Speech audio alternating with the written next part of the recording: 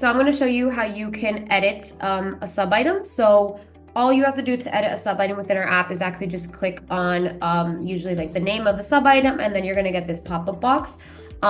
Here you're going to see information pertaining to the columns that are created under within that sub item. So for example, we have status, hour, people, numbers.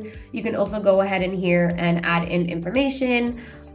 So these are just the reference numbers. I'm kind of just showing under what reference number that sub item sits, but not very important information unless you're just, interested in editing the sub item. So that's how you can edit the sub item. Like I said, if you add in columns, you're going to see them appear as well here. So in my other videos, I explained that this is actually the native Monday.com level, the first two, but you will edit it the same way as you would in our app. So here's an example. I actually have a status assigned to it, working on it. So as you can see, this is kind of what it would look like adding in information.